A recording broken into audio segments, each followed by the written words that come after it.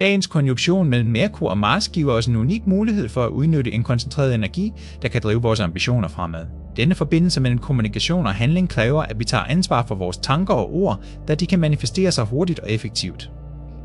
Vi står over for et vindue af klarhed, hvor idéer og handlinger smelter sammen, så vær opmærksom på, hvordan du formulerer dine intentioner. Det er et perfekt tidspunkt til at tage initiativ, især i projekter, der har brug for din fulde opmærksomhed og beslutsomhed.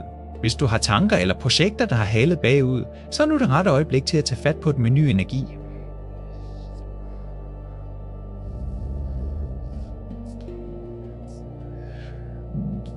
Vær modig, vær beslutsom og lad ikke denne kraftfulde energi gå til spilde.